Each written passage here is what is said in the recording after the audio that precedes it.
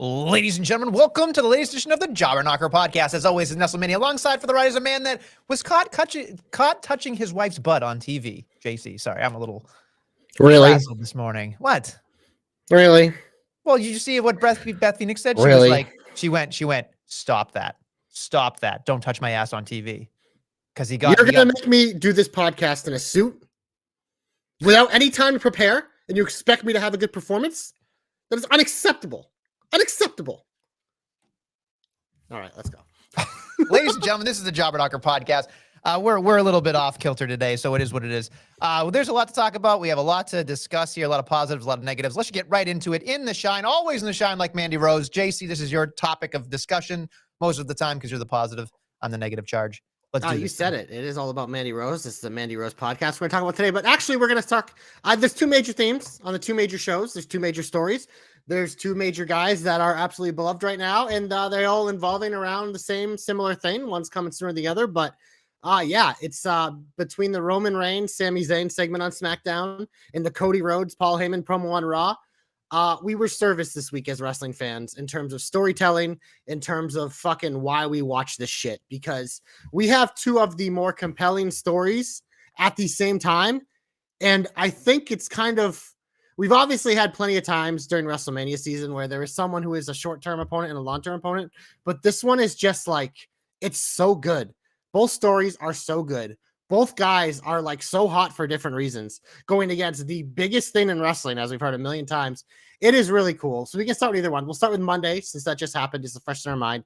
The Cody Heyman segment, I absolutely loved. I mean, this is what I think a lot of us were waiting for when Cody came back and we knew eventually he'd go for the title. We wanted to see that first like one-on-one Cody versus Heyman on the mic. Because obviously, as we heard in that promo, there's a lot of history between them. Heyman like kind of, got Dusty back involved, as Cody eloquently told, and kind of made Heyman emotional. People can say whether they believe that was real or not. I mean, it's one of those things where I felt if it wasn't real, it felt pretty damn real because Heyman's reaction, you don't normally see him react like that. So I thought that was really cool.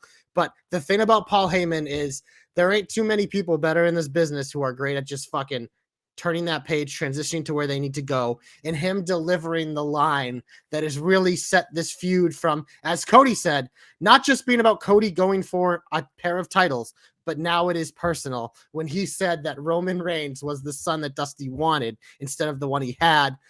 So this thing I thought was pretty much almost flawless by both guys. It sold me on the match even more than it already did. I think it did what it had to do. Cody acknowledged Sami, but then moved past him and made it more about what we know it's going to be. And yeah, I mean, this segment as a Cody fan was absolute porn. I think as a wrestling fan was absolute porn. I like how you say absolute porn. I will say this. I really enjoyed it. I thought it was wonderful. Honest to God. I thought Cody did a great job selling the idea of, to my friend Sami Zayn, best of luck, may the best man win. Then, of course, Heyman interrupts, and then they have this back and forth where they're, essentially, saying nice things about each other. And then, of course, it gets to the thing at the end where it really just turned, as you said, with the favorite son thing.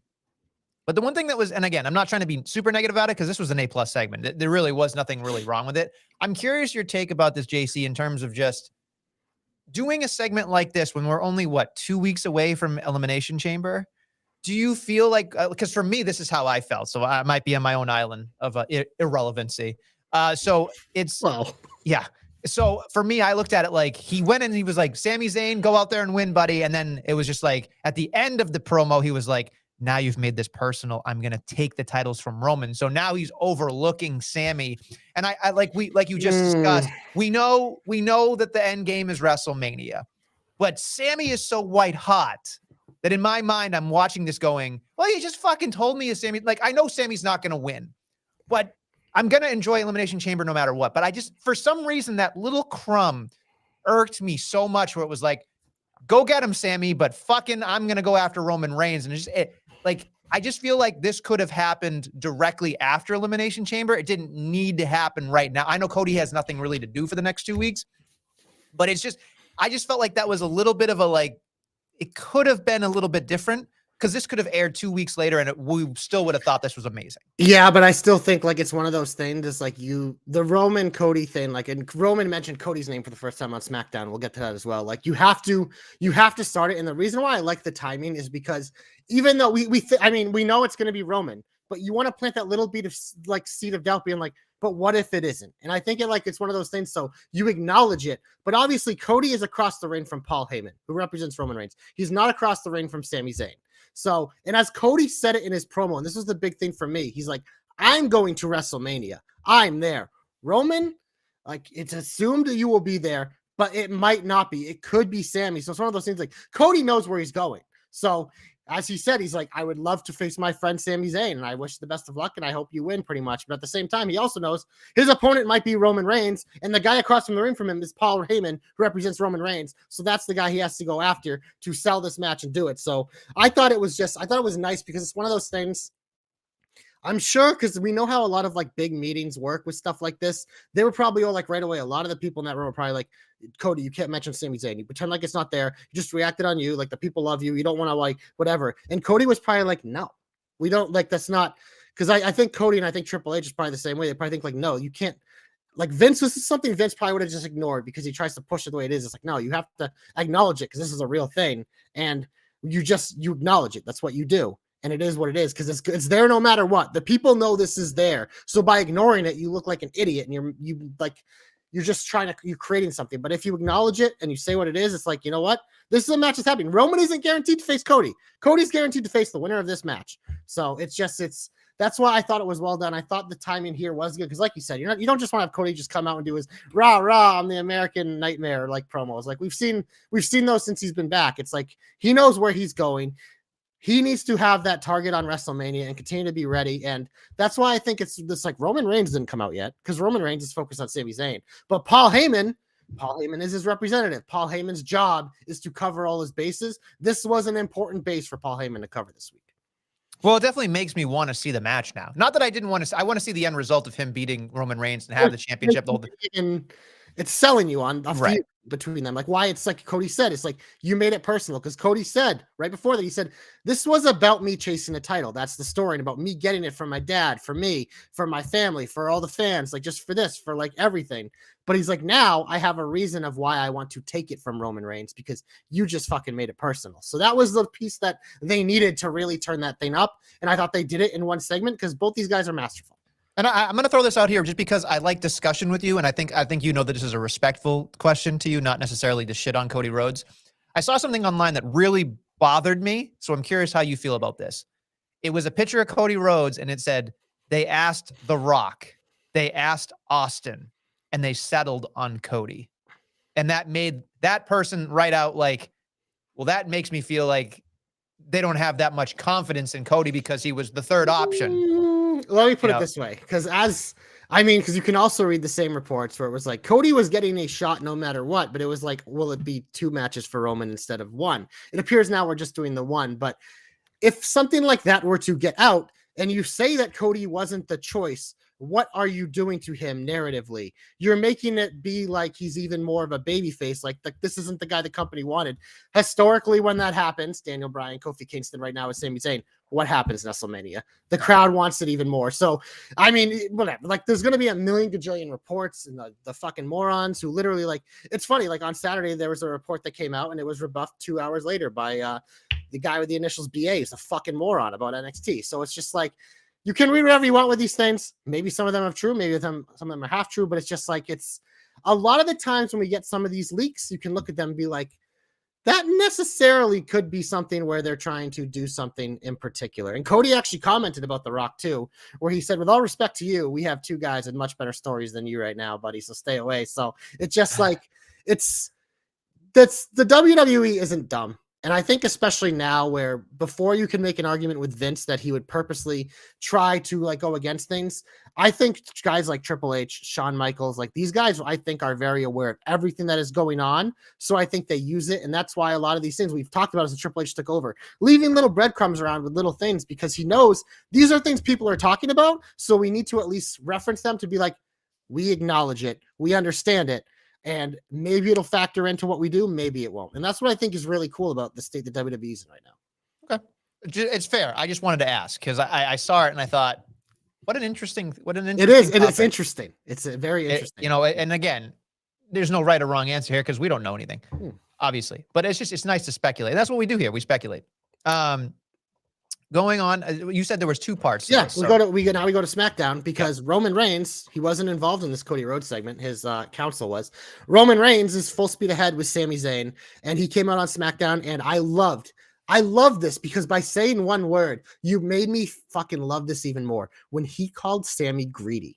It's just like when you have a heel that is this drunk with power and like attention and just ego and in such his own world because he's been so unbeatable. It's like, we're getting a look into Roman Reigns' mind right now where, he might not perceive Sami as a guy that has been taken advantage of. He probably perceives it truly as this maniacal bad guy as, I let this guy into my family. I embraced him. And now he destroyed my family because he's fucking greedy and he wants to be me just like everybody else. And I put them all down. So Sami's not any different. And that to me, why I think that was so clutch and why Roman Reigns is fucking the best in the world right now because he fucking let us into his psyche because as we know, when people get to the level of Roman Reigns, whether it's in a movie or a TV show or whatever, or even real life, when you're that drunk with power and you have that much power, your mind works differently. And I thought him by call that simple little line of being like Sami Zayn is greedy. It showed that, okay, this isn't that from Roman Reigns. He fucking believes it. And that sells me on it anymore. And obviously then we get Sami coming out. He attacks him. He spears him. So that obviously was better spear than Roman, I thought.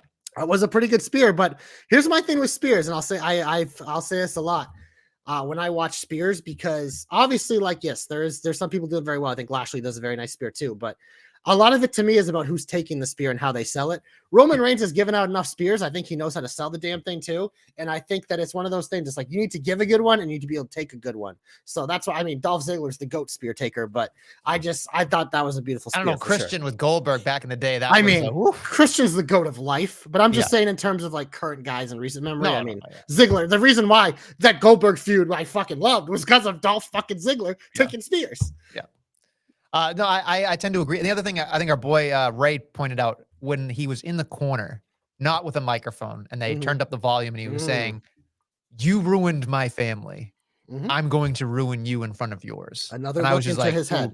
And I was just like, that to me, that moment there was like, obviously the crowd was white hot for him, but that was a moment for the television audience, which you normally don't get because they have to include everybody because nobody in the arena heard what he was saying, really. No. That's something that's a nice part to snack on. Yeah, and I think that's something that we saw during the pandemic era that Roman started to do better than anyone. Because obviously then it was all for a TV audience because they had the fucking stupid video boards in the crowd where you could Wheel of Fortune crowd. Yeah. But it's just that is something that a lot of people talk, but like Roman literally made it so effective because he talked directly to the person without a microphone and you could hear it. And he's still he hasn't done it as much, obviously, because you mentioned the live crowd can't hear it. But when he does use it, it is very effective. And that's why, again, it's like Michael Cole said, these guys could be nominated for an Emmy. Yeah. And best leading actor, Roman Reigns. Sami Zayn's been awesome for his part, but none of this is possible without fucking Roman Reigns doing what he does every time he shows up and being the fucking one of the greatest end bosses of all time.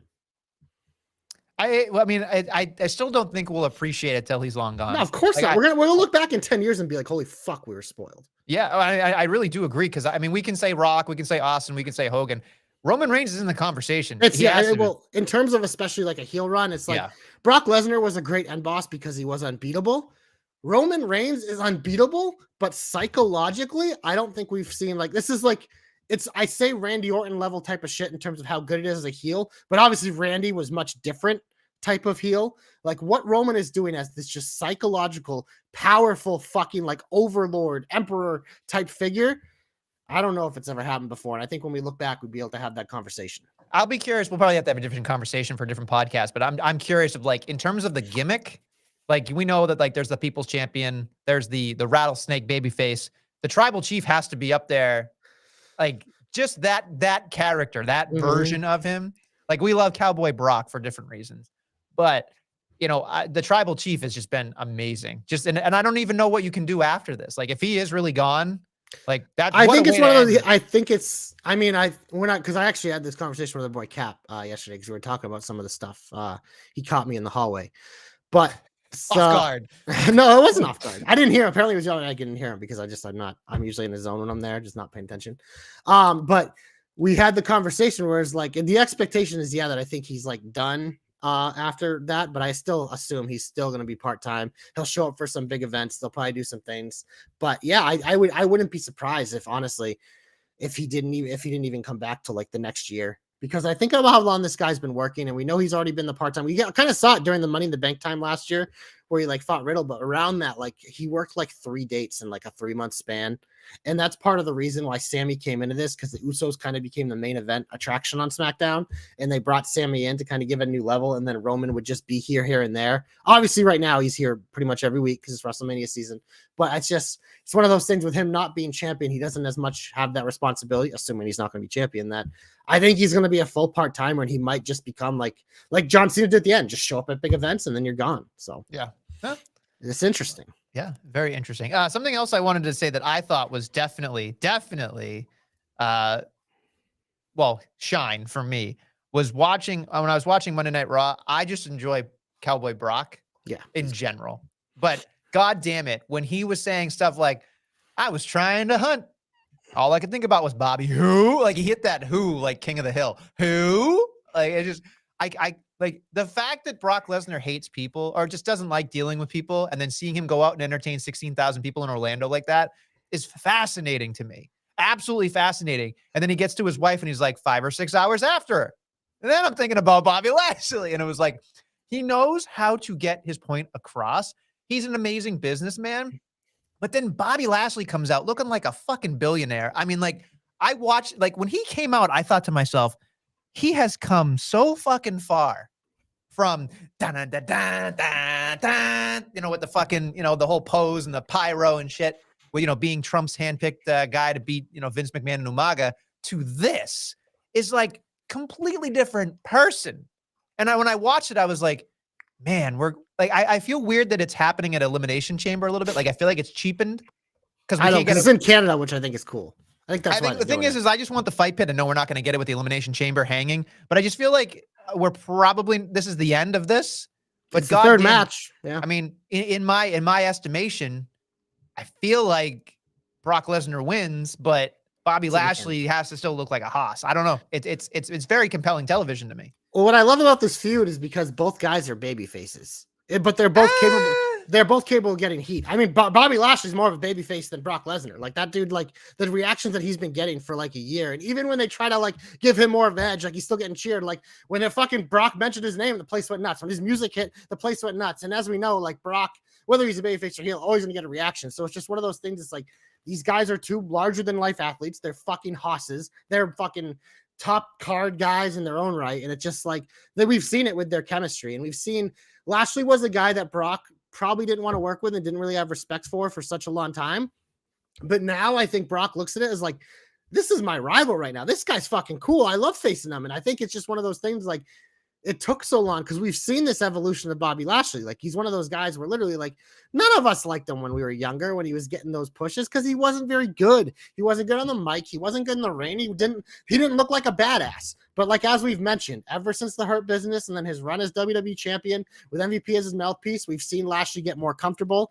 We obviously still know he's not an A+ promo, but he can do what he did on Monday and fucking sell you on a big match because he's good. And in the ring, like whether it was going to MMA or his time in Impact where he kind of got to work on himself, like he got really fucking good at doing what he can with his body type, doing what he can do in the ring, and really like telling stories in the ring, and just it's incredible, his journey. And I love these last two matches between these guys. I love the Rumble thing. I love all the nonsense between these guys. So I'm excited for it. I think it makes sense. And I also think it's exciting because it means that both of these guys are going in different directions, possibly at WrestleMania, which I think is also exciting because with Brock, it's one of those things. It's like, it's been Roman and Lashley for like what, 3-4 years? Like one, like was the last one before that one off with Ricochet like 4 years ago.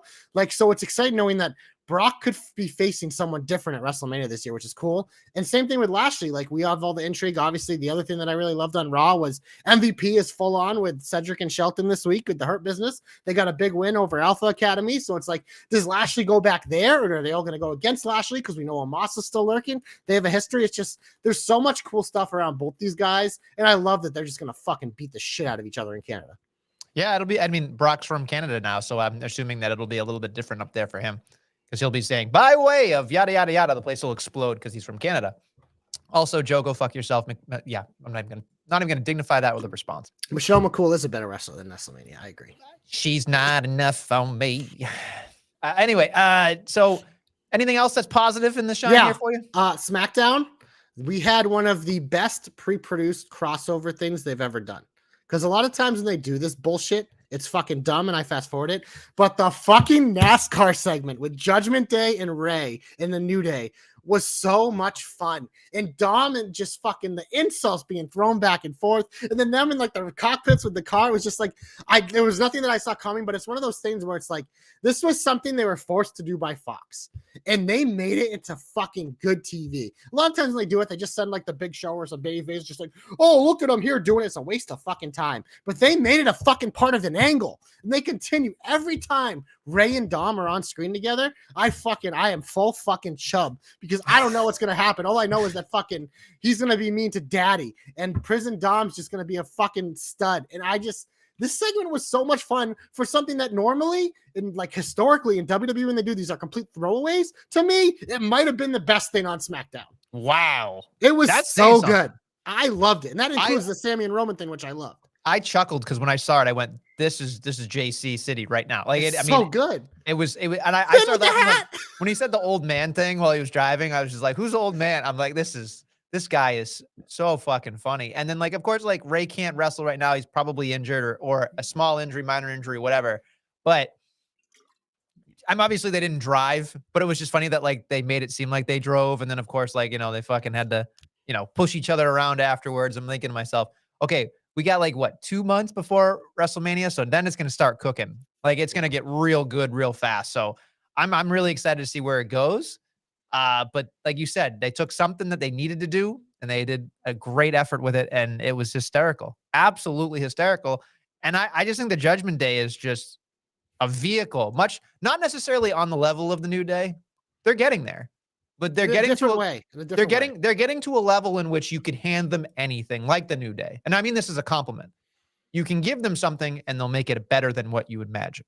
Yeah, and I think you've brought this up before because it's one of those things. It's like the Judgment Day was a cool concept, but it wasn't working. They tossed out Edge, put in Finn, and then like Finn kind of said, and you quote him on this, being like, we thought we just bring in Dom and kind of help him out, but it was like Dom made all of us better. And you can tell like these 4 individuals have found their groove together because there's a relationship between all 4 of them with each other that is so unique. Obviously, we know the Dom and Mommy thing is like there. We know like Priest, like whatever with the friends, whatever. And that, but like even like Finn and Dom have like a cool relationship because it's kind of like it's like an extra dad like mentor, but he's like it's fucking Finn and he's fucking just goofy. It's just so cool.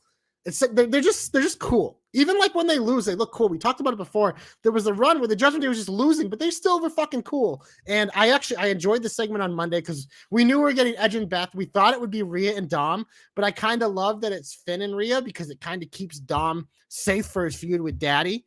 And it also like we know Finn and Edge is probably a WrestleMania match because they're really building it as it. So I love that it was Edge and Beth targeting their 2 enemies.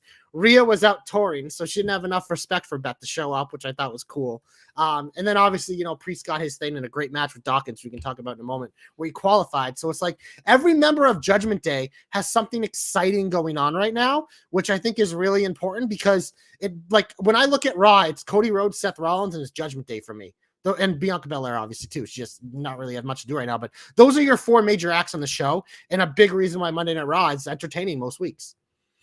You didn't even I thought you buried the lead here with him taking the glam slam. Like Dom's face taking the glam slam. Like, I wouldn't say he's bulletproof. He's not, but he's pretty bulletproof right now. Like he can slip on multiple banana peels and come up smelling. It doesn't matter. Roses. It just, you know, he talks Nestle and you just listen. He doesn't even have to say a word. He picks up the mic and it's just nuclear hatred. Like you can't teach that. That's something that happens organically, and it's happened with fucking Dom, man. Yeah, I mean, I was so surprised, so fucking surprised to see him take the gland slam, but you know, it is what it is. And then just the thing with Edge is like, I respect Edge. I respect what he's done, but every single time he talks, I'm just like, can we just get to the fucking, like when Beth pulled the microphone and was like, let me get to the point. I'm like, final fuckingly. Let's just do it. Like she's the better one where it's just like, let me get to the point and let's get going and let's fight. Edge will sit there and fucking like a poetry slam and fucking talk about shit for 10 minutes and just tell how great he is. It's just like, Edge is like a Bray Wyatt, like where you can tell he thinks way too much. Yeah, and just like his mind is everywhere trying to make it perfect when it's like, dude, you don't have to. Like it's already good. Just fucking, you're like, it's a channel. And I think that's why, like, because we've heard a lot of people like Edge is, even when he wasn't on TV, has been backstage a lot and working with people. He has such a good mind for wrestling that I'm assuming when he does hang it up, he's going to be involved in the company, whether it's part-time or full-time, working with people, because like in terms of psychology, he's one of the greatest of all time. The problem is like, he needs collaboration because him on his own, it's like Bray. It's just like idea of fucking soup. And you get lost in the soup because he can't fucking channel it because he's just thinking about too much. So yeah, no, I'm the same way. But at the end of the day, like this is the Edge finale tour this year. Right. So I'm just one of those things where I'm just trying to enjoy it because I think Edge has a lot to offer. A lot of these individuals had a lot of couple more good moments to give us. So, but yeah, I'm glad Beth was there to kind of like whoosh, rein him in a little bit. He made a Jamiroquai reference and I mean, I knew it. But at least he told us to Google it. He said, Google it, kids. And I thought to myself, you already know you made a reference that, I mean, pot, meat, kettle because of me. But I mean, you know, at least I know when I say it, no one's listening. But he had 16,000 people in the palm of his hand and he throws out a Jamiroquai reference. And I went like, I know what it is.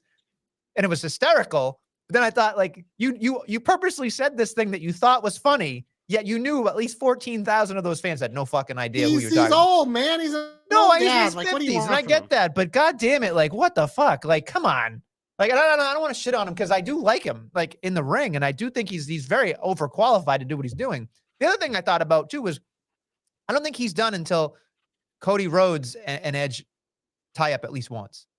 I don't. I think they're. Sure. I mean, they're like, he kind of. He said last SummerSlam was a poster. That's when he said he think he has a year left. So like that's kind of like the date, but I could see it extend a little beyond that. But yeah, especially if Cody Rhodes is champ, like, I mean, that could come sooner rather than later coming out of WrestleMania, especially if Edge and Finn go one-on-one. Edge is probably gonna win that. So probably that would boost him up the card. Boost so, yeah, no, him up the power rankings of JC that have been missing for years. That feud will happen, and I hope to God it's fucking heel Edge because, like, man, I want one more. So. Like, they gave us a little taste with Judgment Day, but that wasn't the right avenue, so they turned it back. But it's just like I just need a little nibble. All right. Anything else you think is positive? Yeah. So it was the rest for me was matches. Like I talked about, okay. I really enjoyed Priest Dawkins. They gave it a ton of time. I thought it was great for Dawkins, even though it didn't win. I thought he shined. Him and Priest are a good matchup because it was more of like that power on power. And obviously I loved Montez qualifying too, because I think he's going to give us moments in that chamber. And I think now, like, you have the seed that you've been asking for like 10 years where Montez got something and Dawkins didn't. How does it work? I'm sure they'll do a segment next week and Dawkins is going to be super excited for him, but we might get like a little taste, a little nibble of that side eye. And I know that's what you want because you've been fucking asking for it for 2 years because you love breaking up people. I do. I think breaking up is hard to do. That's a reference that nobody's going to get, but that's okay. I mean, we all get it. It's just lame as fuck. Okay. Just like me. Anyway, something else that I was very excited for, that way I can wake up Joe, the backcracker. Maximum Male Models officially on Raw. I was very excited to see this. Then, of course, they had Karen come in and do her thing, which I think she's doing a very good job, honestly. Nestle, I am all in on this Chelsea Green character because this is like because here's the thing. Triple H has brought back all the great NXT women's wrestlers. and they're all, I think a lot of them, their specialty is wrestling in terms of character. You, especially on Monday Night Raw, to make all these babyface wrestlers that you brought back better, you need someone like a Chelsea Green for a simple feud to kind of like give someone a little push. And also, like, she'll get herself over in the meantime, but she is something that they don't really have in terms of a character right now in the women's division, where it's just like that mid-card like character that's annoying as fuck that people are going to hate, that you can put her with anyone and it is going to work. And it's just like, I'm all in, man, because I think it's just, they're giving us just enough of her, and feeding her to Asuka was the perfect thing on Monday. And having, like, I love that, like, quick little match. Like, I don't even know if it was a job alert because she took about 2 minutes to go to each individual person in that chamber and talk shit. I love that because I'm like, there's a feud. There's a feud. There's a feud. There's a feud. It's like they set it all up, and it's something fresh. It's someone new. It's someone that hasn't interacted with pretty much any of these women at all, except for maybe a little taste in NXT. And I think that's exciting for a Raw women's division that has been pretty stale until recently. And our boy Aaron agrees Karen's gimmick's going to be great, 100. So I tend to agree. The other thing that I wanted to shout out was she had not one segment, not 2 segments, 3 segments. So even if she had a job alert, it don't matter. Like, she collectively had at least 6 minutes on TV. You know what I mean? Like, multiple segments means this is fun and they like it. So they're going to continue with it. And the other thing I thought about was, so I guess we can parlay this or roll this into Carmella winning the Fatal 4-Way. That seemed like a slam dunk the way they were presenting her last week. But now I'm looking at it like, okay, we get to the Elimination Chamber. In my opinion, there's only 3 women in that match, Liv, Carmella, and Asuka, that really can even be headlining-ish against Bianca Belair. I think Raquel has more of a, I think honestly Raquel's the second favorite for me. I don't. Just because in terms of like, I put money on Asuka right now. Well, I mean, 100%. I told you the minute they made this match, like before they even made this match, it appears, since they already did Bliss, Bianca and Asuka haven't done their thing yet. Like, that's the Mania match. That's what it's going to be. But if they were to do a swerve, I think Raquel's the other one that you would do, because we haven't really seen Bianca and Raquel, and Raquel physically matches up. I would all be for a Bianca Liv as well, but I don't think they're doing that at WrestleMania. So yeah, no, it's 100% going to be Asuka, but I think it just in terms of, I mean, we know why Natalia's in there. She'll make people look good, and she's Natalya, so you got to put her in there. And then Carmella, she's returning. It's a good place for her to showcase herself. I believe she's been in the Elimination Chamber before, so she's one of those they can sell with the experience. But I mean, to me, it's Asuka is probably a 95% winner. I would give fucking 3% Raquel, 1% to Liv and Carmella, 0 for the other 2. It's just weird the way they were like gawk. I mean, obviously Corey's gawking over his wife, but it's just the way that they all presented Carmella made me go, could Carmella? Like, I like asking that question. I like being able to be like, I'm not necessarily 100% sure, but Asuka's just like a buzzsaw. So it's a new Asuka. Asuka's a big name. Asuka is someone they know the crowd loves. Asuka and Bianca would be a fucking phenomenal match. The problem I'm going to have with this is if it's mutual admiration nonsense, I'm going to be pissed. If Asuka turns heel, that's money. I think that's money. I mean, she might. This new character is supposed to be like the darker version of Asuka, quote unquote. So even if she isn't a full heel, I expect her to fucking be an asshole and a badass, like we know she can. Yeah. Okay.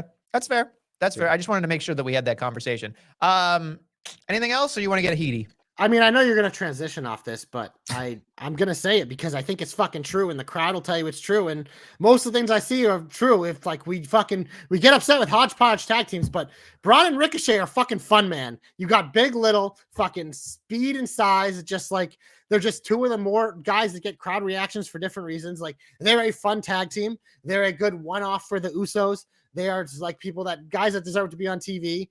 And, you know, it's just like they won. They're the number 1 contenders again in the match on Friday. I thought their match was fun with Imperium, and I think they're gonna have a damn fun match with the Usos. So I'm excited for that. I know you just like hate tag team wrestling, so that's not true at all. I just love traditional tag teams and good tag teams. But Nestle, at some point, every tag team has to have a beginning.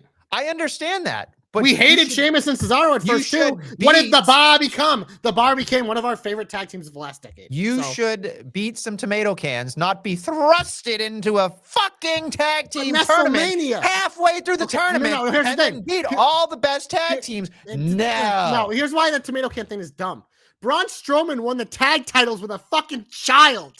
Like, we know Braun Strowman. The tag team is like, it's 2-on-2. A tag team match with Braun Strowman is fucking 3-on-2 because Braun counts double because he's fucking huge. And Ricochet's a stud. He's a multi-time fucking champion. He's a fucking man. They're fun. They are the perfect babyface combination because it's like in the ring, out of the ring, these guys get reactions. They're great, and it's perfect. It's going to get the Usos more heat.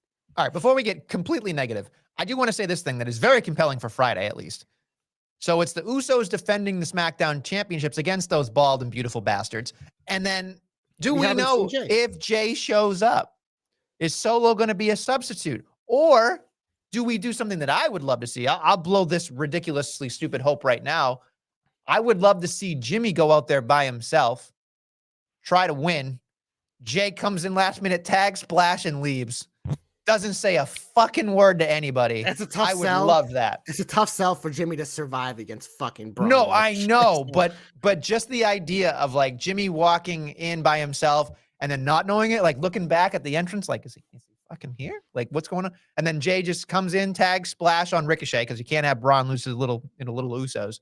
But I think that's compelling television. Then he just walks by the tribal chief and doesn't say a goddamn word. Well, that's the thing for me is I think it's one of those things like he's not going to be there all night, and there will be this storyline throughout the night like, oh my God, where's Jay and whatever. And Jimmy's going to go out there, but I think Jay will come out, do his business, and then after the match, when Jimmy goes to like hug him, maybe he just walks away and he walks out on them again. It's one of those things because it's just like either way, like you said, it's compelling because we don't know what they're going to do, but like this is part of the bigger bloodline story, which like it's bigger than Jey Uso, it's bigger than Sami Zayn, it's bigger than Roman Reigns because it's everyone involved. And this is a big check mark heading to Elimination Chamber because last we saw Jey didn't take anyone's side, but he didn't take the side of his family. The biggest part, even if he isn't quote unquote siding with Sami, he didn't side with Roman either. And so it's huge. And that's why this is fucking super compelling. And I mean, it's one of those things like the biggest issue I've had, if we want to go to the heat with this feud, is that first the tournament was announced the number one contender for the SmackDown tag team titles. Then the graphic last week during the show had the split title like it was for the undisputed championship in this match. But then on Monday on the graphic, it was just the SmackDown tag team titles on the shoulders of the Usos and in the background. And it just said WWE tag team championship. So that's like exactly what the fuck is it? And they might not know because it's one of those things. It's like, because the biggest thing to me with the Usos is if you're going to have them lose one sets of titles, I wanted it to be the Raw ones because they've had the SmackDown ones like a year and a half longer. Like they've had those things like 3 years, it feels like. I don't know what the exact day is. I think it's a little over 2 years. But it's like they've held the SmackDown tag team titles that long. So if they were to lose that ones and not the Raw ones, like does that cheapen it at all for you? Or like it's because I could see it like that could be part of the storyline too, is that fucking Braun and Ricochet take a set. Like they take advantage of it. So I don't think that's going to happen, but it's a possibility. But that's what I think is cool about this feud is like I can see about 30 different avenues they can go. The problem I have is that we're in WrestleMania season, which means they have to shoehorn in Braun and Ricochet into something because they're just so good. They need something. You know what I mean? And they can't get Logan Paul versus Ricochet because Logan Paul is going to face Seth Rollins, and that's fine. But then, you know, like Braun Strowman's too much of a Braun Strowman to not leave him on a fucking poster. You know what I mean? Like he's just look at that fucking guy. Both those guys will have a spot, whether it's as a tag team or if they do a multi-man fucking IC title match or something. Like these guys, like you said, they'll have a spot. All right. This could be their spot. All right, now that we've got the heat in here, get him off my TV, get him off my TV, get him off my TV. There's a lot going on here. I don't know where to start specifically, so I'm just going to look directly down at all this notes that I have. I don't understand the Brutes versus the Vikings and then having Mac and Sheamus come out afterwards. Like, are we really going to waste a WrestleMania where it's Sheamus who's up there in age and Mac? Like, I'm like, full disclosure, we're not really big Mac guys. We see his purpose. We understand why he's there. He's a top guy. He will never be the top guy. That's my opinion. Yeah. But I think like putting him in a tag team and Sheamus, like it's a disservice to both men. And it's just, I kind of want to see it end. And the weird connection of like, he's part of the Brawling Brutes, but he's part of the McIntyre thing with the Bangers. And it's just weird to me. Like, I think it's odd. Like, if they're a faction of 4 people, that's fine. I don't think they are. I think it's still the 3, and then McIntyre's the friend. Right, it's just weird disconnect for me as a viewer. Like, I don't understand it.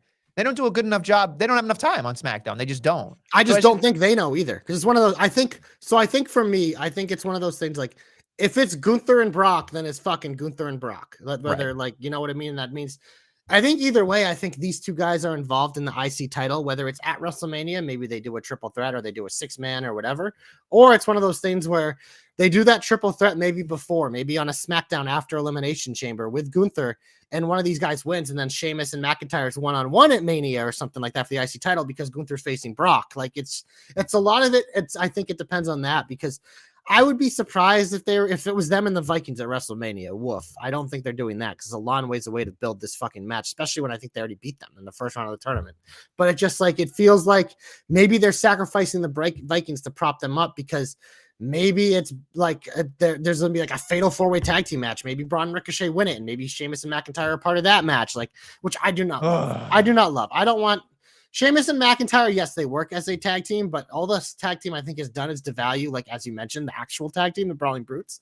Like we talk about, this is something that is crazy that I never thought that I would say, but Butch was presented so much better under Vince than he has been Triple H. Like it just, like he's become the forgotten thing. Him and Ridge have both been forgotten guys in this. Just like they've been like sacrificial lambs for Sheamus and Drew, as opposed to Sheamus bringing them up with him, like when Vince was around. So, which is crazy to say because we know Pete Dunne's a Triple H guy, but it's just, that's just an observation. It's obviously not intentional. It's just what's happened, and it's whatever. It's like obviously like they're going to be fine long term, I think, but it's interesting. But yeah, no, I think it's a lot of murkiness, but I think them by having Brock and Bobby, as we talked about earlier at Elimination Chamber, that means Brock is probably open for WrestleMania, and they teased it in the Rumble. So if it isn't now, it's going to be down the line, but maybe it is now. Maybe it is Brock Gunther. And I think whether it is or not, like these guys are involved in the IC title picture.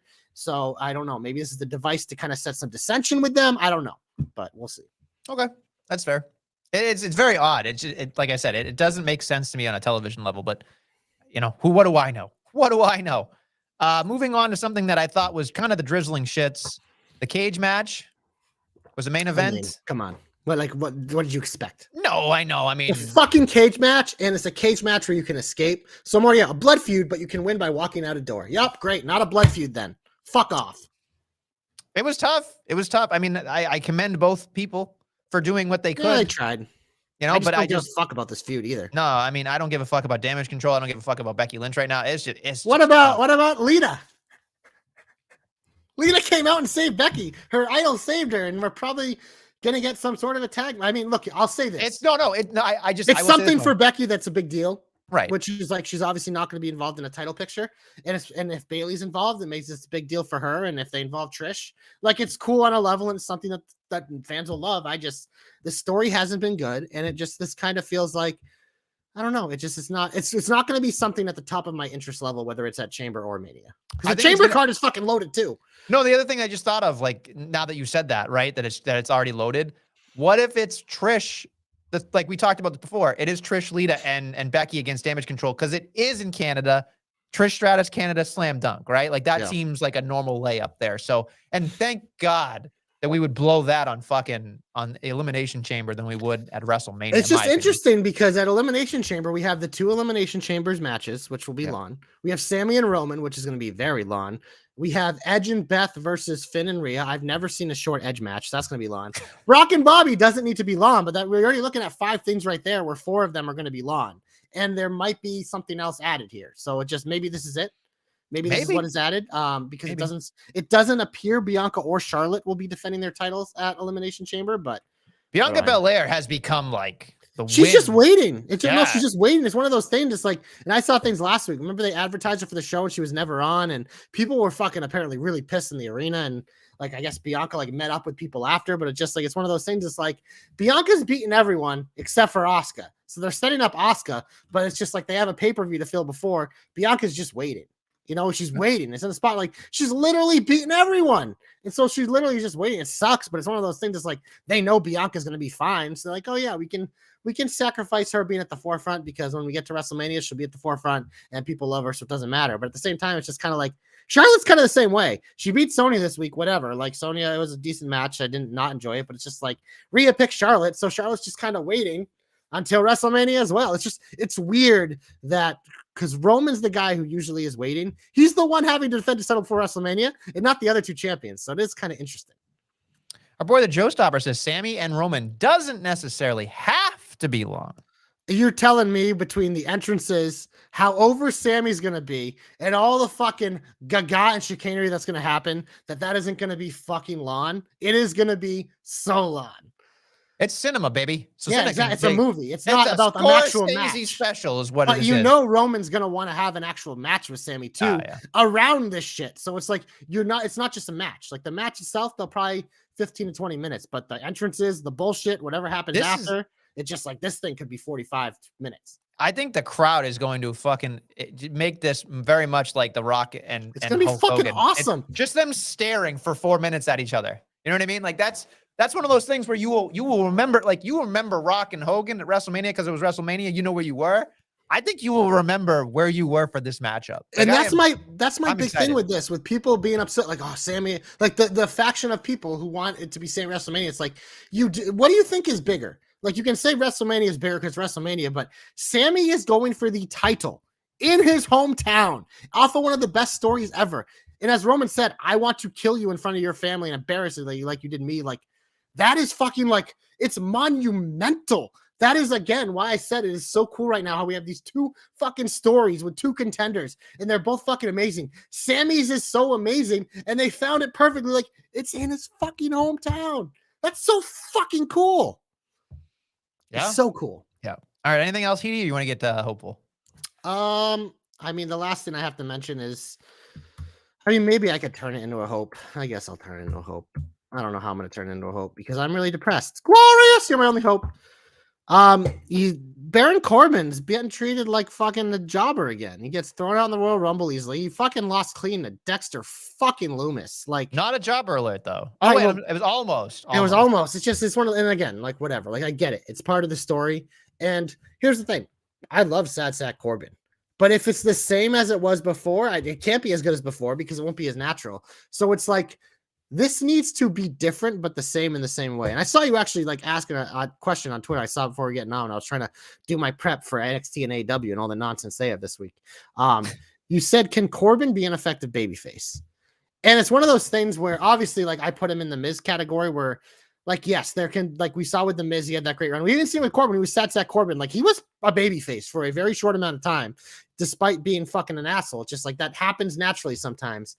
But it's just like, it's hard for me because even though, like, I never think Corbin needed JBL, but I thought it was exciting because I'm like, they're giving a guy treatment who I already think is a main eventer, and everyone who gets in the ring with him agrees that he is a main eventer.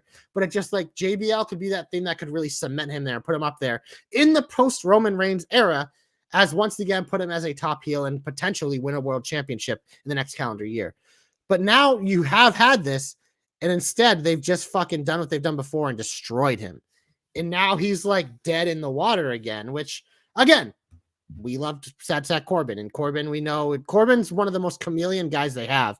Whatever they fucking give him, he rolls with it. And that's part of the reason why I've always liked him. I think he's a stud. But to say that I'm not like a little worried would be a lie. But again, it is WrestleMania season. And he clearly has some sort of story. I just don't know. Like, who's the guy that's bouncing off of Corbin in this scenario? You know what I mean? We've already seen the McAfee one. They've done that, and it was really good. But if without that type of guy, like, I guess this is kind of like an open hope. I'm asking you for your help to make me have hope for my boy Baron Corbin. We've never done this before. This is an interesting, I think, exercise to do. Is like, Nestlemania, I want you to help me, give me hope. Like, what can we do for Baron Corbin to make me buy into this as a big Corbin guy who doesn't necessarily see an end game that he loves? Like, is there a match that would involve that would get us there? Or what do you think? I would, so I know you're not going to like this. I'm going to get this out of the way first before I try to make you feel better. When I saw that promo backstage after he lost, I went, are we getting fucking Corbin versus JBL at WrestleMania? Like JBL wrestling? No, like, I know that man looks like, probably like just awful in his tights. But is there anyone that's what I guess that's kind of like what I'm asking is like, there's someone linked to JBL, right? That makes sense that he can wrestle that works. Because I don't think it's JBL. No, I know, but that made me think like JBL could do a one-off if he wanted to, but more likely what will end up happening here is that JBL will end up introducing his real modern day wrestling god. And as I'm trying to like go through in my head, like who could they fucking put in here? I'm having a really tough time thinking about who's on Raw But there was one name that popped in my head. This obviously makes it a lower level, but it'd be a great way for this other guy to debut. There's someone who's literally had an entire gimmick in NXT that was money. right. Cameron Grimes. We haven't Right. seen him in a while. I mean, him and JBL will be interesting, but we also saw him with the $1 Million Man. Is that something? But the other thing that just popped in my head, there was another guy involved in that feud There who you was go. sacrificed with fucking highlighters. And this might make me excited, is that at WrestleMania, it is LA Knight with JBL versus Baron Corbin, who's like a pseudo sad sack babyface. I might buy into that. Right. I might buy into that. Maybe I it's think a that tag was match. where I was Maybe going. Grimes is involved too. I don't fucking know. But that was where I was going, because LA Knight to me is the only one that I could think of that had that lineage that could talk his way out of something. Yeah. Let me talk to you. You know, it's just like whatever. And I think that to me is the only thing I could think of going forward. Like unless, and I know you're not going to like this either. This would be my hope, just because I think that there's something here, right? If he's down in the dumps, if he somehow is the Bray Wyatt kind of thing, where he goes like he goes on the lone wolf, like he goes back to the lone wolf thing with like the big bad wolf and all that shit. I think if Bray Wyatt talks to him in a certain way, he can eventually just, consume him and make him dark and whatever. Because that's the one thing about Corbin I've always thought about. Like when he first debuted, yeah, obviously we made fun of him for obvious reasons, but then he turned it on and he did a great job. But he kind of stopped being a badass a long time ago and was like the constant clown forever. But when he's a badass, you believe it. So when I look at Bray Wyatt, I think I would, and you made a really good point. This would be my hope, that he is a chameleon, and Bray needs people that he can beat that are going to be okay. And people do change after, dealing with Bray Wyatt. And I mean, obviously you can say Uncle Howdy versus Bray Wyatt is what's going to happen at WrestleMania, but everybody's going to hate that. Everybody's going to boo the shit out of that. Right. But at least with Corbin, I'm looking at it like it could be compelling television, because they're always trying to metamorphosize something with the person he has as an opponent. So this is a perfect transition, a perfect on-ramp to get Corbin back to the promised land if he just takes a big L at WrestleMania against Bray Wyatt. I'm okay with it, because there's a sense of realism now with Bray Wyatt. It doesn't have to be fucking hokey dokey all the time. You know what I mean? Like, or yowie wowie. It can be just Bray Wyatt and then, something happening here. But I tend to agree that LA Knight seems like the more realistic view of what we're going to get. But I think I'm as a Bray Wyatt fan, I'm consumed with the idea. Please don't give me Uncle Howdy. Just anybody but Uncle Howdy. I'm okay with Corbin and Bray Wyatt. What about Bray Wyatt carrying Cross? You fucking asshole. No, but I mean, this is about Corbin. I had to get my pot shut in, but I do. That was helpful, because it's like, I kind of got to where you were thinking before you even got there, which is kind of why I want to do this exercise, because it's something that I was upset the way he lost to Gargano. And then at the Rumble, I was like, oh man, they're doing something here. And then obviously on Monday, they ripped the Band-Aid off and they had JBL fucking pretty much spit on his carcass. So just as a Corbin guy who thought this was going to already be a revitalization thing, for them to cash out the chips, so to speak, to make the fucking poker references, they've done a million of those segments. I was one of those things that as we were talking and as we went through the show, and I was like, it's one of those things that like, it's heat for me because I'm sad as a fan, but at the same time, like I know they're doing something with him. I just couldn't see it. So I'm glad we marketed away, and that like, if it is an LA Knight type of thing, like I think that would be cool. And I think it'd be a big thing for LA Knight, kind of be like, thank you for what you did with Bray Wyatt, sacrificing your soul as a highlighter. Here's a WrestleMania feud with Baron Corbin. Like I think that'd be a win-win for both guys, and it would be something low on the card. It probably wouldn't be given a ton of time, but it would be a WrestleMania match, and I would be for it. So hashtag JC Nodes, hashtag JC hopes come true. Oh, our boy Joe Pollock slides in with, since Waller took an L, could it be Corbin versus Breaker? Oh man, on the WrestleMania card, I mean, or maybe this is my one point of contention about NXT Stand and Deliver. It's on Saturday, this day one of WrestleMania at 1:00. They did that last year too, didn't they? You're gonna fucking tell me that I'm not gonna have enough time to watch all this shit. I think they did the same thing last year. That's what they did. I can't do this. I understand that it's a big week and they're doing the Hall of Fame and the SmackDown and all those shit, but god damn it, like. Well, I think it's one of those things. It's like, it's an event, because I think there are a lot of people that the whole weekend just want to have wrestling on. Yeah. So it's like, even if you're not watching all the time, you can just have it on as you're doing other things during the day if you're around. If not, you go back and watch it, obviously. But I mean, granted, you could do it the Friday night before, but it's like you said, it's the Hall of Fame. So that's what's kind of tough. But I think they did the same thing last year, and I don't hate it, but That card's going to be fucking awesome because we know it's going to be Breaker Mello as the headline. We're probably going to have either Roxanne and Cora, or Roxanne and Stratton, or maybe all three. It's just like Dijak Broken Finger with Tony D. That'll probably be a match. Wesley will probably be in a 6-person ladder match because that's what they do with that title at all the big events. We're probably going to have fucking your favorite tag team taking on the Gallus Boys, the Creed brothers. And then the women's tag titles, we have new champs like we'll talk about in a little bit. But I mean, WrestleMania is going to be a fun weekend, man. So I'm excited. As someone that doesn't have a lot of time, free time. Time is money. It's the same thing for me, but it's one of those things. It's like, put on the background, and then the next day, if I have some more free time, I'll rewatch the stuff I couldn't see. It's just like it is.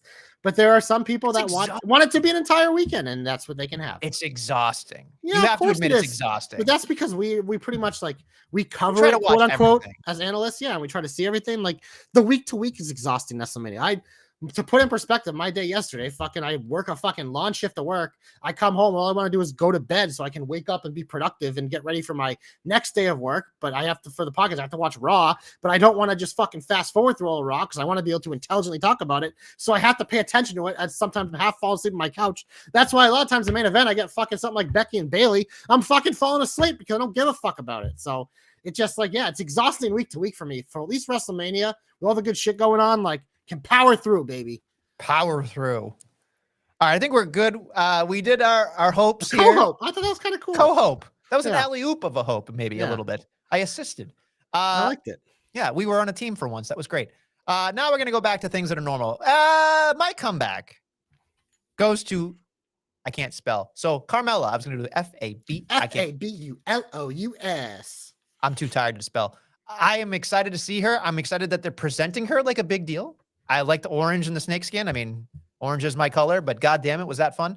But I just thought that she did a great job with it. And obviously Corey was a homer for her, but it was so much more fun to see her because she's been gone for 7 months. You kind of forget how she is a utility player. She may not necessarily be the person. I think she's very good and very underrated. And I think she deserves the spot that she's in, and she deserves a lot more. And the other thing that I thought was very interesting going forward was I can see Carmella being paired with somebody, not right now, but I can see her being paired with somebody in the tag team division that could really work. We've seen it. No, but I mean, I want to see her paired with somebody that would actually work because that one did not work in my opinion. I didn't mind. I thought short term it worked, and for what they needed, it was a nice stopgap. But my biggest thing with Carmella is obviously as Carmella, she always kind of acts heelish, but it kind of felt like they wanted her to be a babyface. That her entrance hit, and they booed the fuck out of her because that's how they remember her. So my biggest thing with Carmella is I'm intrigued to what they're going to do with her character because I know Mella is money. I know, like you said, she's a plug and play. We've seen it throughout her career. I thought she had one of the best one-off championship reigns of all time. Like that short little run where she had the Money in the Bank. I thought it was amazing. The whole story with her winning Money in the Bank with the fucking piece of shit that she did it with and all that stuff. It was all so good. And then I thought she had some really good matches with Charlotte during that reign. She actually beat Charlotte clean, I believe, at SummerSlam too, which I think was fucking huge. Her promos can be top-notch. She's serviceable in the ring. I'm not going to say she's great, but I also don't think she's bad. I think she's fine. I think someone's gotten better. But yeah, she's someone important to have on the roster. I don't want to call her like a female Dolph Ziggler or Miz because I don't think she's that level. But in the women's division, she's that type of player that no matter where you put her, she'll make the most of it, and it'll probably enhance whoever she's with. Okay. My comeback, though, is going to fucking Brock Lesnar, dude. He comes out all Southern Twain Brock, cracking his jokes, being like, I just want to hunt and do shit. And it's one of those things, the reason why I'm giving him my comeback is because for eternity, he's been with Paul Heyman. And Lesnar has a couple things. He mostly just stands there and laughs or looks tough and bounces around or fucking plays a guitar on a Money in the Bank briefcase, wears a fucking cowboy hat. But we've seen in the post-Heyman world that he has to kind of stand on his own feet. But a lot of the times in those segments, he was going against Paul Heyman, so he didn't have to work that hard. And even the last times he was facing Lashley some of the time, MVP was involved for some of it. So he still didn't have to do a lot of the work. But like we mentioned with this, when we talked about this earlier, this was Brock Lesnar on his own 2 feet and Lashley too. 2 guys that historically have always kind of felt like they were way better with managers. But right now they're not. Brock, in his own way, cut a very effective babyface, happy-go-lucky promo. If anybody else cut that promo, we would shit all over it because it would be actual shit. But knowing what we know about Brock Lesnar, it fucking fit who he is and what he is. And that little bit of goof and whatever mixed with him, it works because we know Brock Lesnar's a badass. So he gets my comeback. It's cool to see him And this is why I think Elimination Chamber this is the best presentation I think we've ever had of this pay-per-view, because where it has been for like the last decade, it just felt like a serving spoon for WrestleMania. This card is fucking loaded. And the fact that you have Brock Lesnar in a solo match with it, you have a Roman Reigns, Sami Zayn storyline, you have fucking Beth returning with Edge in a fucking mixed tag, never mind the 2 chamber matches. Like, this is one of the more loaded pay-per-views you can possibly have, and I think that's fucking cool. Before we get into the big finish, I just want to say we don't have to talk about it, but I for me, the United States chamber match is great because I'm looking at it going, well, which one is Triple H going to love more? There could be plenty. It literally is favorites. When they show that graphic, especially once they put Montez in, it made me think of like someone was playing a WWE 2K video game and just fucking randomized like who would be in the match. Because I'm looking at him like, well, you have Montez in a tag team. It's kind of random. Bronson Reed, who's literally done nothing. Gargano, who's coming off an injury, really hasn't done much. Damian Priest, who's like we know is good, but it's like he hasn't been the most featured member of the Judgment Day. And then it's headlined by Theory and Seth. We know Seth isn't winning. Theory doesn't need to win. So that means one of those other 4 realistically will be United States champion heading into WrestleMania. And that is interesting. So I agree. I mean, I would puke if it's Bronson Reed, but it won't be Bronson Reed. But you know, Priest, Gargano. If you put a gun to my head right now and ask me who I think's going to win, Johnny Gargano. Well, yeah, because it's in Canada where he always gets a big pop, and then they could have someone return at WrestleMania and face him and stuff like that. I think it'd be more likely I could see something involving the Miz and some other guys, because that would kind of give you like take care of your Raw mid card. But yeah, a Gargano 6-man ladder match at WrestleMania with him as the champion. I could see that working. I could see. The thing is I can see Priest winning, and then Gargano maybe being in the ladder match, and then winning. Yeah, I can Matt see Cardona in it, as Zack Ryder did with the Miz, exactly. which was such a cool moment way back when. Yeah, we pushed him off. Yeah. So yeah, let's get into the big old finish because we got a lot to talk about. We got to get out of here. Yeah, we can rock your fire SmackDown and Raw because we already hinted at it. But Usos versus Rico Roar. Rico Roar. Roar. Who you got? I mean, Rico Roar would make me think that it's definitely the Usos for sure. I think the Usos win, but I'm curious about it. We also have, and this is something that I literally forgot about until I just read it. We have a #1 contender match in WrestleMania for the Intercontinental Championship. Booyaka Booyaka 619 Rey Mysterio takes on Madcap Moss, takes on Karrion Kross, and takes on Santos Escobar. I think this feels like a Santos win, and then he just like loses to Gunther at some point along the way here. But I'm curious your take. What if you ready for this? Yep. Rey Mysterio wins, and Dom beats him at WrestleMania. I mean, you know I'm all for that. But I mean, they don't need a title, so it's not. No, but I know. But if you made me a list of feuds for WrestleMania, no, that one does not need a title. No, I know, and I want Sheamus to be winning that at some point very quickly. But the only thing I can think of is like Santos is better, but God damn it. But you know what I just realized? If they do Gunther and Braun at WrestleMania, Gunther's losing that title. So that means the winner of this match is probably Intercontinental Champion heading to WrestleMania. We just kind of ruled out Rey. And then I don't think Madcap will get it because he has no momentum. So it's Kross or Santos. Who is more likely to carry a title into WrestleMania? They're going to give it to Kross. That just dawned on me too. And Kross will probably give Gunther his worst match of his career, but it'll probably be Kross's best match of his career, though. I'm beginning to think. I hope to Christ that Gunther just slaps the shit out of Kross, wakes him the fuck up, and we see something we've never seen, and we end up enjoying it. Like, because at this point, wake the fuck up or get out. That's what I'd rather watch Gunther take that fist and give Scarlett a little. Well, yeah. We would all like that, but that's not going to happen. But yeah, it's interesting. I'll still pick Santos, but I don't feel great about it. On Raw and WrestleMania, we have The Miz versus Rick Boogs in a rematch. We have a 6-woman tag between the elimination contestants, Raw versus SmackDown. Miz TV double dipping. He is also doing Miz TV with Seth Rollins. And then we have a Brock Lashley contract signing, which I think one of them already signed the contract. So it's just Brock. They're like, Brock, what do you want to do next week? Yeah, we usually do contract signings, right? And I can put them through a table. Cool. I don't know. I look at this and I go, what a snooze fest this is going to be going forward. To get to Elimination Chamber, personally. I don't know. I'm kind of in. I think there's enough going on here. No, not for me. Well, you're a hater. I just like that. We're getting double dose of Miz. I'm excited for that. How much you want to bet it's going to be Rollins and Boogs versus The Miz and somebody else in the tag match? That's what's probably going to happen. I don't think so. I think they'll do Miz and Boogs again, and Boogs will beat him clean again because the Miz, unfortunately, is bulletproof and can fucking lose to Rick fucking Boogs. Boogs crew. NXT. We haven't talked about Vengeance Day yet, so we'll get into that here because the only thing I think that I've seen advertised, unless that they've advertised it while we're recording, is Toxic Attraction is on Ding Dong Hello with Bailey tonight. But Nestlemania, we can get into Vengeance Day. I thought overall it was a fun show. Definitely not my favorite NXT event ever, but I'm curious. We can kind of go in any order, I think. But what was your favorite part of Vengeance Day? I loved Waller. Him doing the dog pissing thing while Braun was down, him having the chain meal in his entrance, well, not his entrance, the backstage thing, having the women with the golden shoe and the champagne, like the presentation with him is fantastic. And then of course the media call thing afterwards was just the chef kiss. And the fact that, you know, Shawn Michaels was like, he's me 20 years ago, and now I'm paying for it. And I love that little needling a little bit because Shawn Michaels needs to pull his hair out. I mean, it's already gone, but he needs to pull the rest of it out.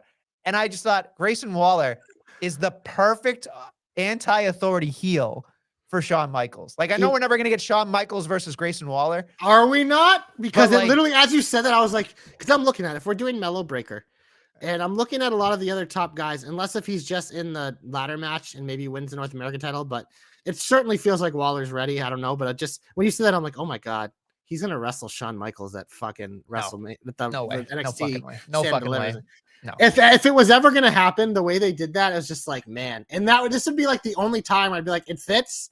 But I will say this because Waller is also he's like my favorite. He's my guy. He's been my guy since whatever. I don't know what it was. The fucking magnetism on him. I saw it and I've been drawn to him. He's done nothing to get better. And I think everything he did was amazing.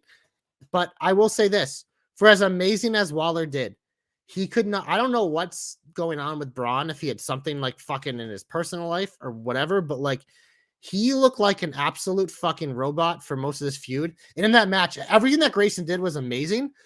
But this is something that I think this is my biggest criticism of Braun is that dude has no way of showing emotion. Like Grayson is literally putting things on a platter for him to hit out of the park. And he just he can't. Like we talk about how good someone like Randy Orton is in a reign of like selling and stuff. Braun's kind of the opposite right now, where there was he makes me feel nothing. And I know part of the feud was supposed to be like him not overreacting to Grayson, but it's like you have to give it a tease because that's part of it. Is like if a guy is that much under your skin, like we need to see it emotionally. You can act tough and like do crazy like physical things, but like I need to like feel something. It's like he felt like he had dead eyes the entire match, which is like the worst thing for a wrestler, especially a babyface when someone is fucking literally pissing on you and you're giving me nothing. So to me, like that obviously really hurt it in terms of like, it wasn't my favorite thing. Whereas Grayson was my favorite thing, Braun was my least favorite thing. So it kind of brought it in the middle, but it just like, I've been someone who's much more patient with Braun. And I still am, because I still think he's going to be a big star. But this to me was like a big thing where like, if I'm someone in the back watching this, I need to sit with him and rewatch this and point out being like, this was an opportunity to maybe do something like that. Like he's someone like he needs to, it was very apparent that like, I think he took a big step back in this match. So maybe it was a steel cage. Maybe it was a steel cage. I don't know. I tend to agree with you. The other thing that I noticed was that his gait wasn't as fast. He didn't hit his power moves. Like he walked in sort of a trance. Like he went like half speed throughout this entire match. Like a zombie. Yeah, it was very odd. Like I hope he's okay. I mean, I don't wish him, anything bad for the guy, but it was just like, somebody needed to like throw some water on him or wake him up. Yeah, like there was nothing. There was no sense of urgency. It was just like literally going through the motions on a premium live event is not a good look. It was like they replaced him with a robot. That's what it felt like to me. It was probably his worst performance I've ever seen, but Grayson Waller did head and shoulders better than everybody else. It's such a mind fuck because it was like, I don't think I remember a match there was this vivid of a fucking difference in the two levels of performances. And that's like, and it hurt because man, like I think Grayson was the guy that could have brought this out in Braun. And if he's just not, it's not there yet. And that's sad, but like I said, I thought there were other parts of the card I enjoyed more. In terms of like the wrestling porn of the week, Wesley and Dijak was the fucking ultimate indie AEW type match that people love with like the false finishes, the physicality. You had the moment broken finger and landing on his fucking head. But to me, it was just like I think a lot of people here expected Wesley to lose. I didn't. I picked him because I thought this was a stamp you can put on Wesley because it's one of those things like he had the moment when he won the title. It was cool, but it was like what does this mean for Wesley going forward? Because once he loses, just go back to being a guy. They force him in a tag team. I thought this was a nice stamp where he really showed he's like, no, he can be a singles wrestler. He's not. I mean, I think he's a type of guy like you try to compare. People like to compare. He's like obviously a high flyer cruiserweight type, but he's not Ricochet. But he's a guy that I think maybe that like could have that potential down the line to maybe like that's his spot where it's like he'll never be a top guy, but he's a guy that always a plug and play. He can get you the reactions because he's just fucking awesome. Yeah, I like. I'm not a big fan of Dijak, but I thought he worked his ass off in this matchup, and I thought, this was a physical, like barn burner, fucking potato match. They beat the shit out of each other, and I mean, they started off super strong. The one thing that really bothered me, and again, I don't necessarily care, but the Tony D thing seemed like it. Like I understand that there probably is a reason for it, and we'll see. I knew they were gonna do it, but it felt out of place when they did. It felt like we fucking like they rushed and they missed and they caught him, but they didn't. And it's just like, I get it, but it didn't really have an effective outcome. Like it didn't have anything to do with the outcome, really, if you look at it. So to me, I thought that was a miss, but that's beside the point. Again, nitpicking at best. It was still a great effort from both guys. I just didn't like that Tony D schmaz because it didn't feel like it did anything for me. But going on, I do want to say the Mellow entrance with the banners was fucking awesome. The match itself, he beat him 2-0. I can't believe that fucking Commander Aziz is back. That's Dabba-Kato. He has his own name back. Excuse me. He's back, but they gave us the twist. They gave us the twist. Like I mean, I saw that coming a mile away, though. I mean, we all did because it's like what they're not going to run back the gimmick that people made fun of, even though I love that gimmick. Yeah. They weren't going to run it back, but it's just like, I mean, Dabba-Kato's there. He was a guy that they were high on, obviously, for a while because of his size. So let's see it now. He gets to work with the guy that he rode on the road with for a long time and was by his side when he was a fucking champion. So if anyone can make this dude look good and give him a launching pad, it's Apollo. So I didn't really care about the match per se because I didn't. No, the match was very pedestrian. Yeah, but it was. I mean, I'm a Mellow guy, so obviously I love it. So it's just like I love him by default. It's just it's hard to watch these things because I do like Cruz. I just feel like there's just again. You're trying to make something personal. You're trying to make something cool, but you're forcing it. And I think that's the issue that when I watch NXT right now, like the television on NXT every Tuesday is great. I enjoy it. It's a breath of fresh air. Seeing new people try things, that's great. When we get to these premium live event stuff, I go, what are we doing? Like, what are we doing here? And then it parlayed into like, I thought Toxic Attraction did a decent enough job, but like, that to me was a sloppy match. See, so this is because I know you didn't like this match, and I hadn't seen it yet when I saw your comment in our group thread. But like to me, I said the wrestling porn match was Dijak Wesley, but this was my favorite match, and I agree. It was sloppy. Yeah. Triple threats are often sloppy because when you get a triple threat, like how do you have three people going to take time? It's not smooth. It's very rarely smooth unless you have fucking Seth Rollins, Austin Theory, and Bobby Lashley. Like they fucking figured it out and it was magical. But a lot of the times, like these matches are fucking weird because you kind of make them one-on-one. The other person just kind of lays out. But then when you have all three of them involved, like it's always weird. And especially when you get to the inexperience here of it, it definitely like had that. But to me, it's like, even though they definitely didn't hit all their points where they needed to, I felt the story in this feud, and I knew it. Like, even though we knew where it was going with the toxic team up and the toxic whatever, like, I still like this was the one thing. The reason why this separated for me is like I felt this match emotionally, even though it wasn't the cleanest thing I ever had. Because I agree, it was very sloppy, and in terms of technical, not even fucking close. Probably the worst, might be the worst technical match on this fucking card. But for me, in terms of like emotion and storytelling and actually like giving a shit. This was probably my favorite because I was invested. Like I thought it was cool. Even I overlooked some of the sloppiness. Like I said, that's why it isn't like the greatest thing ever. But to me, it just like it felt it, and I think it did what it needed to do. It proved that JC's fucking really good and underrated, and that she's gonna be just fine whenever they do break them up. It did show me that Gigi still isn't all the way there, but she's gotten better. And it showed me that Roxy's gonna be a fucking megastar. And she's only 20 years old or whatever now, and she's obviously going to go through some stuff. She needs to get over like being a fucking 20-year-old kid that sounds like a kid. Like that's part of it, and that's why she's in NXT and going to get a chance here. But I mean, in terms of like ability, it's there. So I honestly, this, like I said, this was in a weird way. It was probably my favorite part of the show, even despite all its flaws. Okay. I don't have much to say about the tag match. I knew Gallus seemed like they were going to win, so I can see that happening. And people thought that was their favorite match. I don't know. I hate the fatal four ways like you always say when you have to tag in. It's weird. Right, because I mean, at that point, there's no disqualification. Why can't you all just do a big giant battle and royal? that's what usually ends up happening anyway. Right, So and of course, like suplex off the top rope, it's a cool spot, but like, we've and the seen Chase every U, like single one. They had Chase U had a moment, and that's awesome. I'm happy for them, but well, that was the crazy thing for me is like they got booed to shit when they came out because the crowd only cared about New Day. I didn't realize that was Andre Chase's hometown, so I was like, oh boy. But to the credit of Chase U and everyone else in that match, by the end of the match, they were fucking over like Rover with that crowd. So I thought that was really cool. I think that's kind of why it shows Pretty Deadly and Gallus are effective heels, but also shows the ability of New Day, where it's like all anyone wanted out of this match was fucking to see New Day. They were over the match. They booed the fuck out of every other tag team, including the other baby faces. But by the end, Chase U got you to flip and care, and I thought that was really cool. And credit to those guys because I think that was important because now they've done it on the road in front of a crowd, so there might be a chance for them now. Yeah. Absolutely. All right, let's move on to something else. No, you don't care about Henley and Kiana? Okay.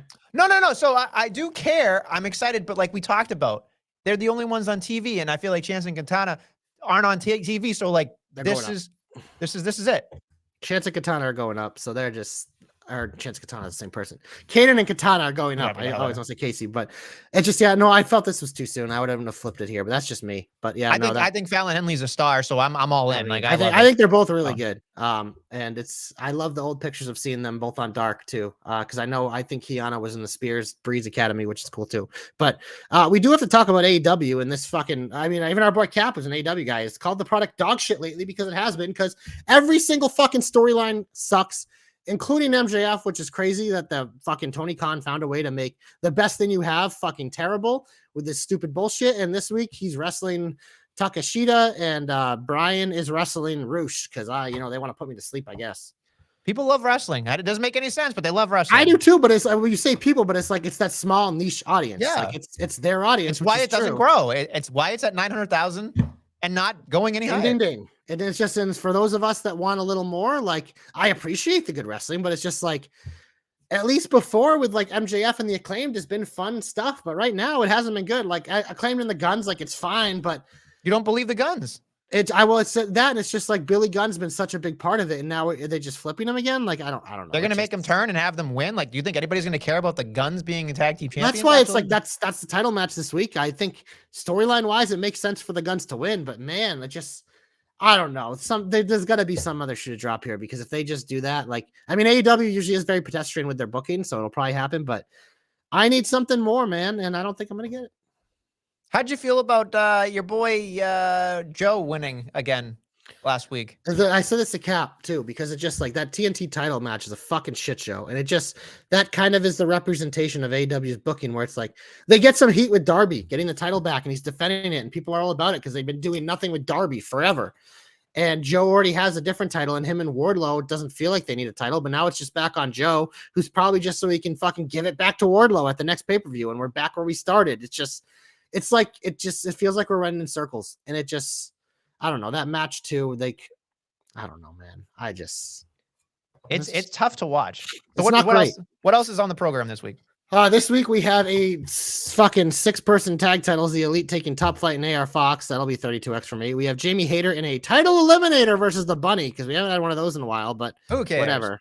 And then we have the Garcia Guevara gauntlet for Ricky Starks. And this is the big thing Cap and I are talking about that makes no fucking sense, is that Ricky Starks has been being put through the ringer for a rematch against a guy he already beat. Why the fuck are we doing this? Yeah. Besides wasting time. The other thing that I want to point out for people that say AEW is great at storytelling. They're not. They're not. And here's why. MJF and Bryan Danielson, he's putting people in the way to get what he wants. Yet on the same program, you're also having Ricky Starks go through all the people to chase a championship, essentially is what Chris Jericho is perceived as, to get back to what he wants. You're doing the same thing parallel on the same program, probably in the same hour. And what else have they done with MJF in almost every feud he's had? He did it to Wardlow. Yep. It's just like, it's the same thing over and over. And eventually it's like, if the wrestling's good, like it normally is, like you're going to be fine. You're going to exist. You're a successful company. You're way more successful than people ever thought you would be, but you have a ceiling and they're at that ceiling. And I don't know. I don't care if Darby was hurt, Joe. I agree. Get out of here. Exactly. Like have Darby lose to someone else then. Yep. He does a surprise match every week against someone random.